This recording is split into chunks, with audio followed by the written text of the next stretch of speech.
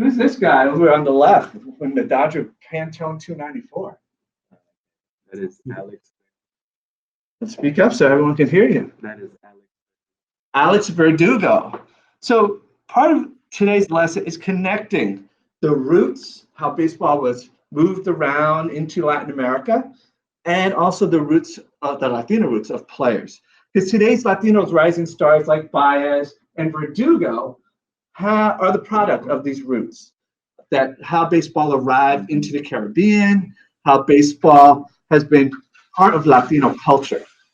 And Latinos are unique in that we became the first group of immigrants to the United States that brought baseball with us. When you came from the Dominican, Puerto Rico, Venezuela, Cuba, Puerto Ricans didn't learn baseball here. Cubans didn't learn baseball here. Venezuelans didn't. And even now, we can say some Colombians are learning baseball. They're bringing baseball with them. They're from Barranquilla, like Jorge Alfaro, players from the north of Colombia. And then in Mexico, we have a love of baseball, and especially in the northern territories, but also in the Yucatan. So those are some of the roots. These are two individuals who are very much the pride of their countries. Up top was the first Puerto Rican to play in Major League Baseball. Do any of you know his name? No. All right. Yeah. Hey, he didn't play that long, but yes, Andy's going to jump in. The cameraman knows it's Adrian Burgos. Adrian Burgos. Or High, as he was called, because many Latino players, particularly in that generation when Bithorn was playing, started playing in 1942 during World War II. Their names were anglicized, and this is something that Clemente spoke about, that Felipe Alou talked about. It's not Philip, it's Felipe.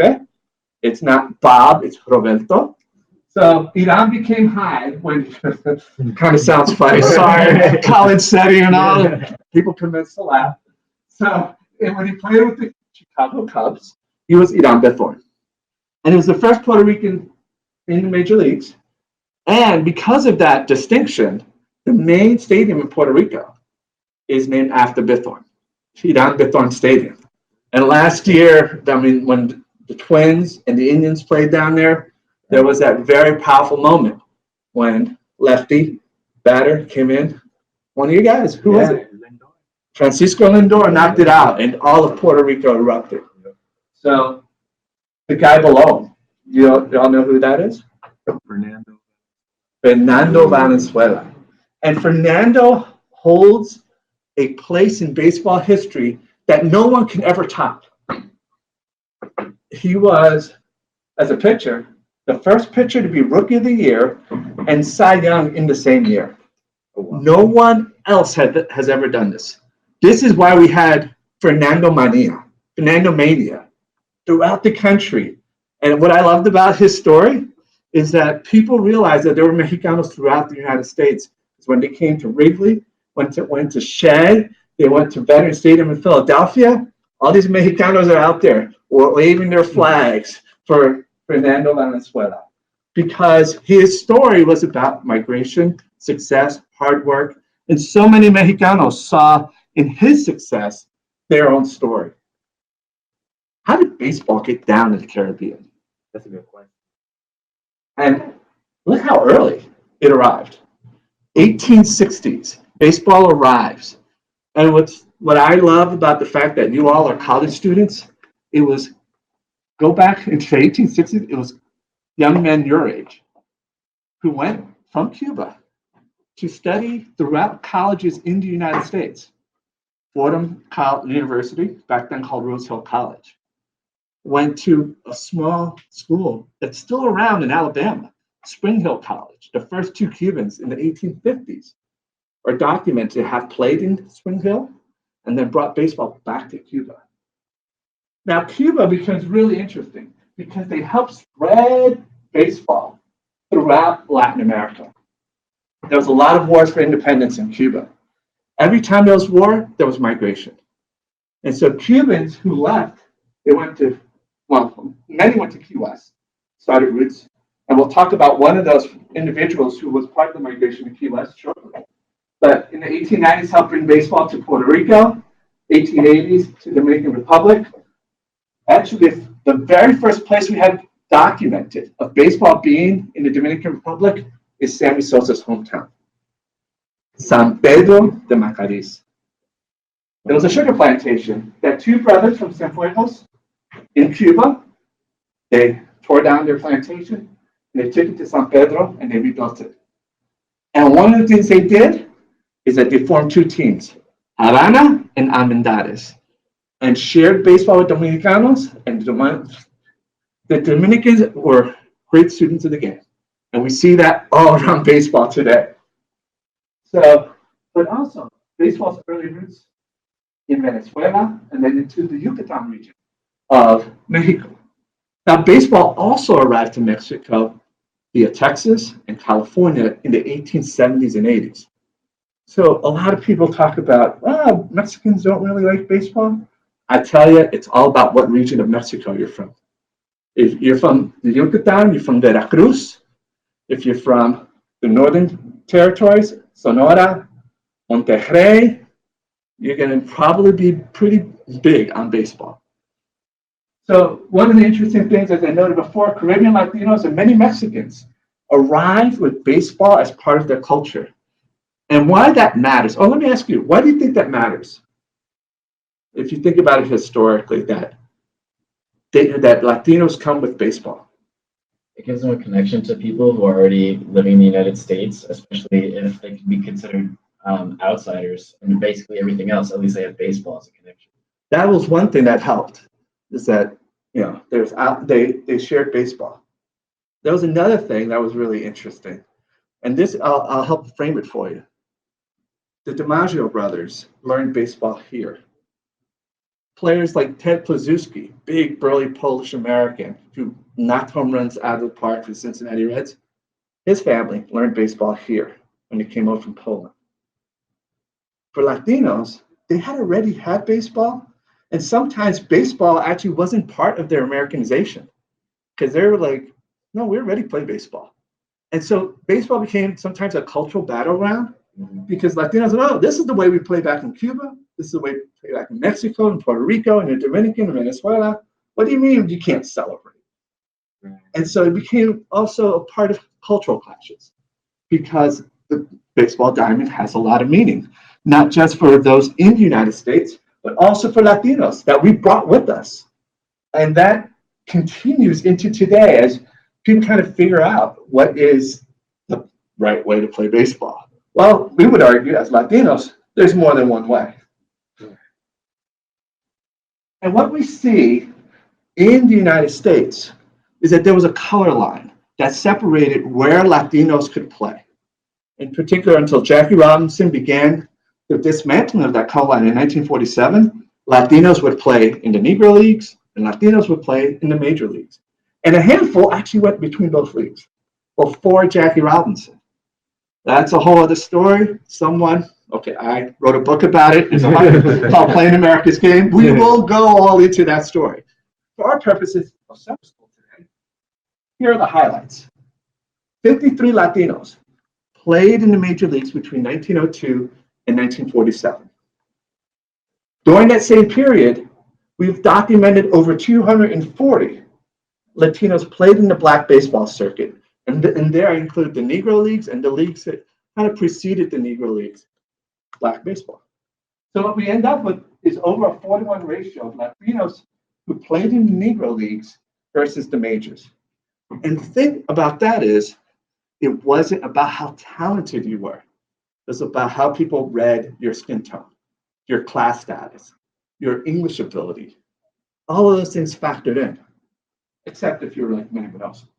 Because the fact that he was Afro-Cuban meant that he did not have the opportunity to play in the major leagues until after Jackie Robinson.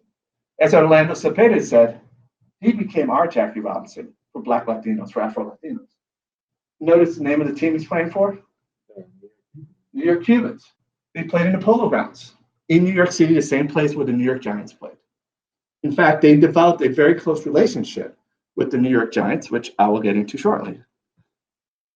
But the roots of Mexicans in baseball, as I noted before, go far deeper than most people realize.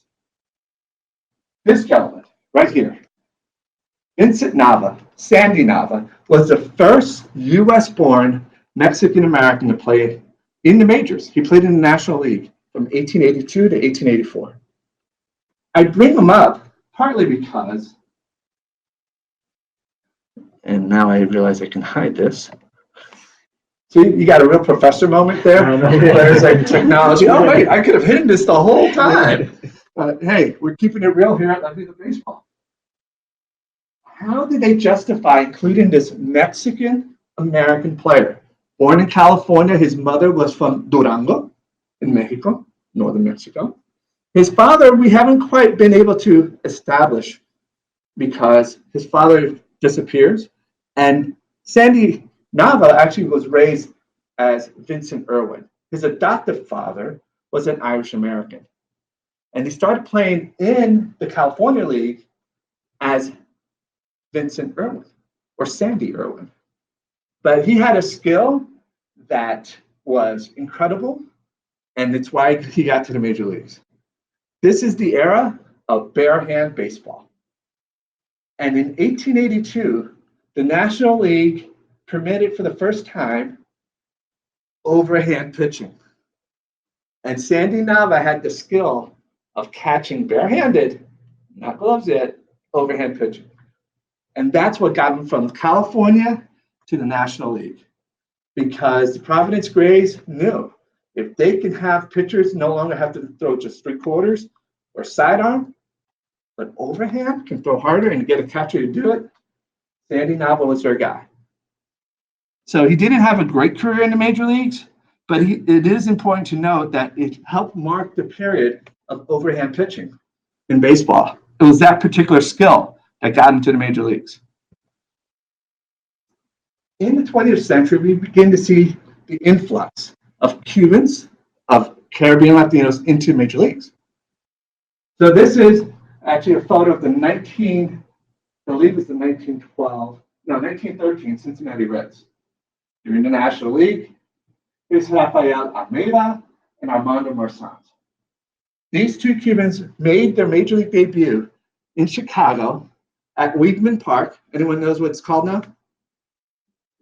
Wrigley, yes, on July 4th. So we're coming up on another anniversary in a couple of weeks of their debut in Chicago.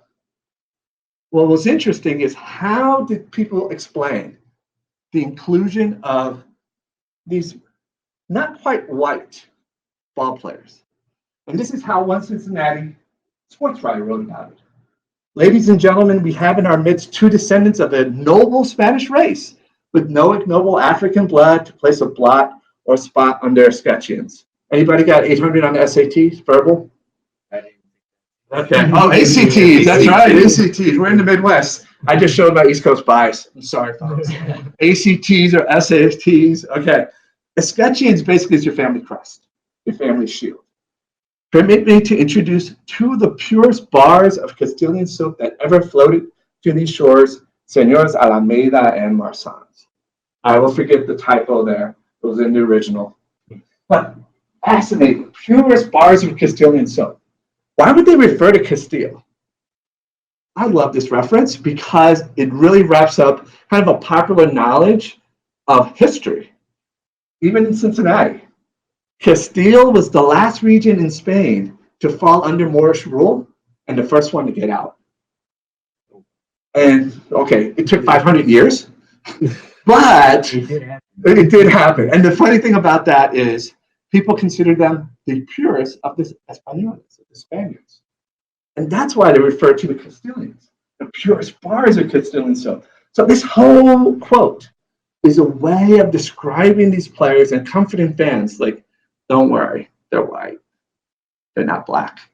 In fact, it helps to build the story that I tell in Playing America's Game that the color line was really about who's black and who's not black. Because ultimately, the color line kept out players that were black, but allowed players who were not black into it. And that's how Latinos got to play. So getting in didn't just mean, oh, they were all accepted as white, but rather they were accepted as not black, kind of. And that's, again, another story for another lesson plan. But for our purposes, what we see after during World War II, it's the largest influx of new Latino players coming from Cuba, Venezuela, parts of Mexico into the major leagues. These two men here, Joe Cambria and Alex Pompez, are the men who are the most responsible for bringing in Latino players during World War II and after the color line is broken into the major leagues. Cambria was a scout for Washington Senators. Alex Pompez is our New York Cubans, New York Giants connection. He was the owner of the New York Cubans baseball team, which is a Negro League team, who had really good relations with the owner of the New York Giants. The Cubans would lease the Polo Grounds to play their home games. They actually would get hand-me-down uniforms from the Giants, and they would take the lettering off and get new stitching of New York Cubans on the old uniforms that the Giants were no longer using. And Pompez was the first guy in the Negro Leagues to sign Dominican players. In 1926, he signed Pedro Alejandro San. Again, I love how baseball helps build connections between different Latino communities. Pedro Alejandro San was a pitcher who spent a couple years playing in Puerto Rico. And so in 1928, the Cuban Stars, as they were called then, they had a rash of injuries to their second basemen. And Alejandro San, Pedro San, it's like, I played with a second baseman in Puerto Rico. We should really sign him. Tells Pompez. That player was Emilio Mejito Navarro. And Navarro becomes the first Puerto Rican to play in the elite leagues of the Negro Leagues because a Dominican player recommended him. And there you go, how a lot of this worked out, of how the Latino players, even way back in the Negro League era, were helping each other out, recommending each other, but migrating, getting work experience, but also it's like, hey, we need a new guy. And you're like, oh, that Javi Baez kid is good. Let's go get him. We need a pitcher. Hey, this Fernando Valenzuela kid is pretty good. And this is how the network worked in the Negro Leagues. But it also shows how there was this whole circuit that connected Venezuela, Dominican, Mexico, Puerto Rico, Cuba, and even the United States, the Negro Leagues. And so after the color line fell, the Giants hire Alex Pompez as their scout, and eventually he becomes the director of international scouting for the Giants. One of the players that he helped sign was Felipe Alou. Now, Felipe Alou was scouted originally by Horacio Martinez. Horacio Martinez was the coach at the University of Santo Domingo. But Horacio Martinez was Alex Pompez's shortstop from 1935 to 1947, New York Cubans. His nickname was Rabbit. Kid could field. And he played in multiple East-West Classics, which were the Negro League's version of the All-Star Game, which was held just about every August on the south side of here in Chicago at Comiskey Park. And so fans, like followers of the Vida Baseball today, they could send in their votes. Right now, we're voting for Copa. What's your favorite hat? Back then, who's your favorite player? Who should go to the East-West Classic? And Horacio Martinez was, I think it was 7 times elected to the East-West Classic. And when he saw Felipe Alou, he's like, we got to get him. And how important is Felipe Alou for the history of Latinos? Well, this article is one indication. In 1962, he wrote this article called Latin American Ball Players Need a Bill of Rights. And in it, he talks about the experience that he and other Latino players have playing Major League Baseball. And we can, in a future lesson, I'll give you copies of the Latin American Bill of Rights, and we can all read it through and talk about it, because it's such an important piece to give voice to the Latino players' experience. But for today, it's about how that piece expressed a quest for meaningful inclusion. Why did Major League Baseball become interested in Latin American players? Well, it was always, I argue, about getting good talent cheaply. It wasn't about breaking down the color line. It was about getting as good as possible talent as cheaply as possible.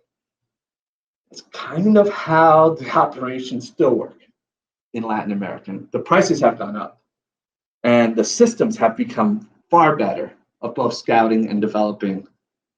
But here's one indication of that strategy. How many of you knew that Sammy Sosa was originally signed by the Texas Rangers? I have. Uh, But you learned, right? Right, yeah, no, at first I didn't know what it meant. So Sammy from San Pedro de Macorís was originally signed by the Texas Rangers. And how much did he get paid as a signing bonus? $4,500. That was in 1986.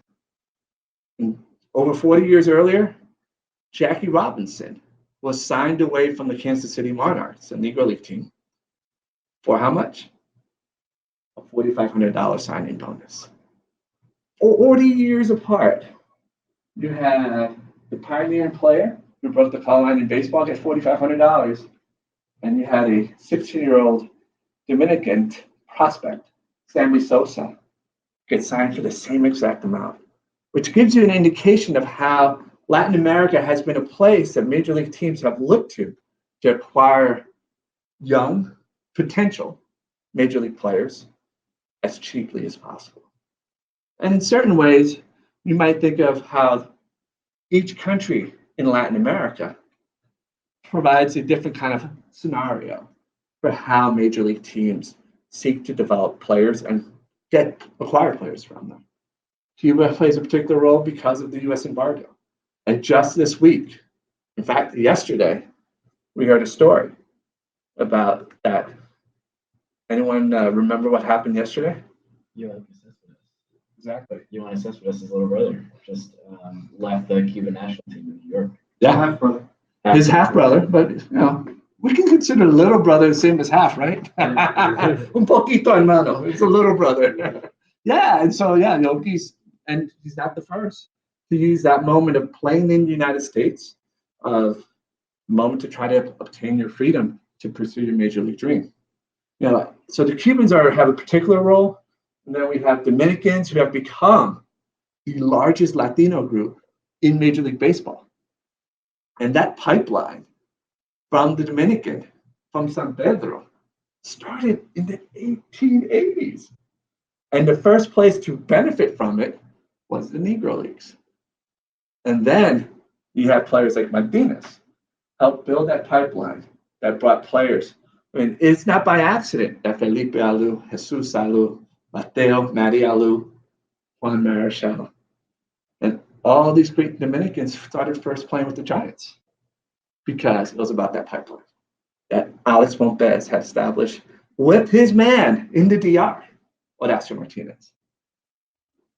So, an assignment as we look ahead to future summer school sessions, being that you all have your own interests in Latinos and baseball.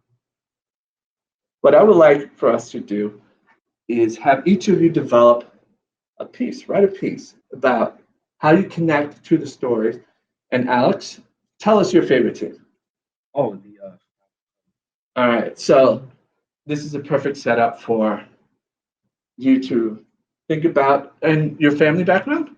I am. Boricua. Yeah. All right. So why not Javi Baez, right? Ooh, why not? Why not think about how you can what he represents to Chicago Puerto Ricans in general, but young Puerto Ricans, and as a young Cubs fan. And Jack, your favorite team? The New York Mets, unfortunately. Well, we all have our burdens to carry, and it's a heavy load sometimes.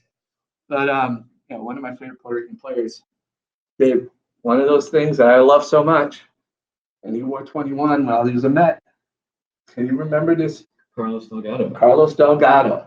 So, but there's another guy with Puerto Rican roots, right? Currently, yes. Seth Lugo, the Puerto Rican. The Puerto Calls Rican. himself. Yes, and he pitched with the WBC team. So I think he might be a good subject for you to kind of explore what he means and how, as a Mets fan, as a young Latino roots and such, to how you can connect to his story. And then Miguel, your family have, where are they from? Mexico. All right, and you're a young guy. Do you have the swag of Alex Verdugo? There you go. I like that answer. I like that answer. Yes, survey says. But hey, that's a good connection. You guys are a couple years apart, right? So, how about you write something on Alex Verdugo and his style, his swag, and kind of his connection to being Mexican American and such. Yeah, so there we have our assignments, and I'm not going to say they're due tomorrow, but you can start developing if you want to send it. A precis, a short pitch of sorts, and then we'll have our class and we'll develop these pieces and we'll prepare them for our supervising editor, Jesus Ortiz, who is Mexican American, Dodger fan, so you got your work cut out for you. He's a sharp editor who covered the Mets, so you be ready. And he comes here to Chicago quite often, so So we all have our task, and so any questions that you might have that we can dig in a little bit on. I don't know. Well, I can't say I have like a question. It's more of You can comment; those are accepted. I would say just more of a surprise about how long ago baseball traveled in Latin America. That was not something I was really aware of. I agree. I had absolutely no idea. Especially like it started in the 1860s. You're talking about like in Cuba, and then from Cuba it just spread to so many different places. And the fact that from those roots it led to this pipeline into the New York Cubans who and then the Giants. So And the other part of that story that it's a long story that somebody could write a book about. Okay, yes, I did. It's called The Cuban Star. It's about Alex Pompez's life because his family migrated from Cuba to Key West, and his father becomes one of the founding fathers of the city of West Tampa. He was the city clerk who literally wrote the charter that's put now into Historical Society in Tampa, and yet he migrates to Harlem, and in Harlem he lives this fascinating life where he ends up owning a Negro League team, operating it for over 30 years. He's the guy that brings Minnie Minoso out of Cuba. But it wasn't just Latino connections. He also was very important to bringing African Americans out of the Negro Leagues into the majors. He helped the Giants sign Willie Mays, Monty Irvin, Hank Thompson, Willie McCovey. And so that pipeline was not just about Latinos helping Latinos, but actually integrating baseball. So thanks you guys for your attention, your questions, and I look forward to our future sessions. And thank y'all for tuning in. We got more stuff coming up on La Vida Baseball Live.